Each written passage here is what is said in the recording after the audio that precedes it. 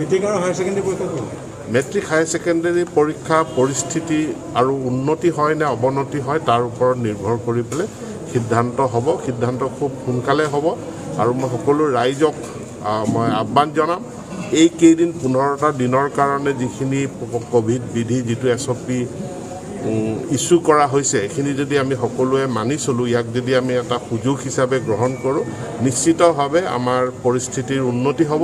উন্নতি হ'লে আমি এটা সুস্থ সিদ্ধান্ত ল'ব পাৰিম। নহয়, আমি এইটো কেৱল কোভিড বুলি নহয়, কোভিডে ইয়াক ত্বৰান্বিতহে কৰিছে। লাৰ্ণিং বা টিচিং আমি ডিজিটেল ইণ্ডিয়াৰ কথা কৈ আহিছোঁ। মই শিক্ষামন্ত্ৰী হিচাপে দায়িত্ব লোৱাৰ পাছত মোৰ সংকল্প গোটেই শিক্ষা বিভাগটোক এটা পেপাৰলেছ বিভাগ হিচাপে গঢ়ি তোলাৰ কাৰণে আমি কাম কৰিম। আমি প্ৰত্যেক ইউনিভাৰ্চিটিক এতিয়া আহ্বান জনাম, তেওঁলোকে টিচাৰ মেনেজমেণ্ট ছিষ্টেম তেওঁলোকে ছফ্টৱেৰ তেওঁলোকে ডেভেলপ কৰি ল'ব। কলেজসমূহতো তাৰ ব্যৱস্থা হ'ব। হৈ আমি টেক্সট বুকৰো ব্যৱস্থা কৰিম, টিচিং লাৰ্ণিঙৰ ব্যৱস্থা কৰিম। তাৰ কাৰণে কিন্তু দুয়োটা পক্ষ, অভিভাৱকসকলো প্ৰস্তুত হ'ব লাগিব, ছাত্ৰ ছাত্ৰীসকলো প্ৰস্তুত হ'ব লাগিব।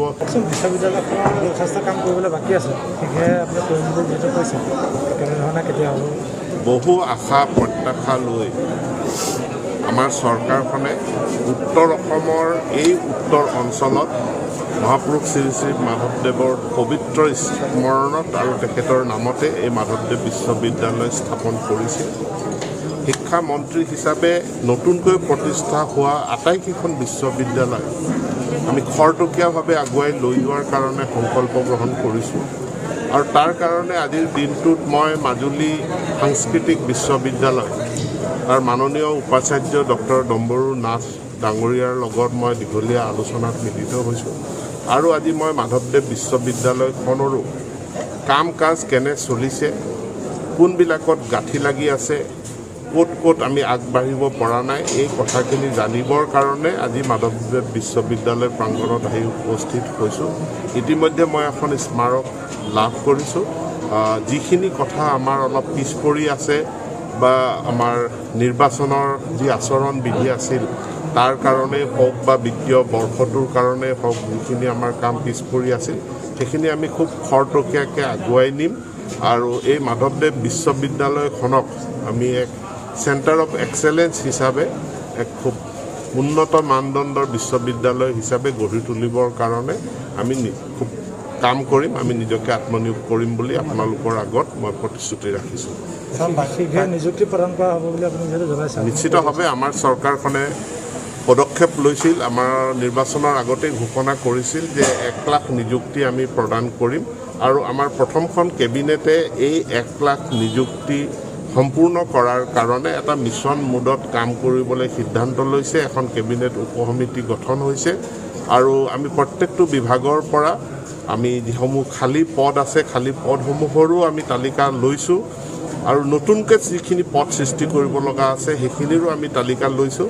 আমাৰ শিক্ষা বিভাগৰ অধীনত এই নতুনকৈ প্ৰতিষ্ঠিত হোৱা যিখিনি আমাৰ বিশ্ববিদ্যালয় আছিল, মাধৱদেৱ বিশ্ববিদ্যালয় সামৰি ইয়াত যিসমূহ পদ সৃষ্টি কৰিব লগা আছিল এইখিনি নিশ্চিতভাৱে এই 1 লাখৰ ভিতৰত অন্তৰ্ভুক্ত হ'ব আৰু আমি খুব সোনকালে এইখিনি আমি সম্পূৰ্ণ কৰিম। কলেজসমূহত তাৰ কাৰণে যি IT ইনফ্ৰাষ্ট্ৰাকচাৰৰ প্ৰয়োজন আছে সেই IT ইনফ্ৰাষ্ট্ৰাকচাৰ কলেজসমূহে আয়ত্ব কৰিব লাগিব।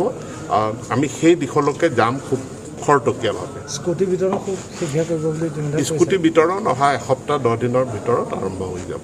যিসকলক পদ প্ৰাদেশিকৰণ কৰা হ'ল তেওঁলোকৰ দৰমহা দিবলৈ বঞ্চিত আছে, সেইখিনিও মোকলাই দিম বুলি কৈছে। হয়, যিসকল পদ প্ৰাদেশিকৰণ কৰা হ'ল কিন্তু তেওঁলোকৰ বহুতেই দৰমহা পোৱা নাই, এই দৰমহাসমূহ অতি সোনকালে মুকলি কৰি দিয়া হ'ব।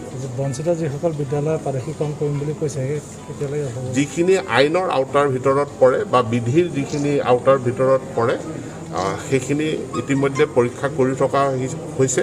মই পুনৰবাৰ কৈছোঁ, আইনৰ আওতাৰ ভিতৰত থকাসকল কোনো পধ্যেই বঞ্চিত নহয়। তেওঁলোকৰো প্ৰাদেশিকৰণৰ বাকী থকা কাম আমি খুব সোনকালে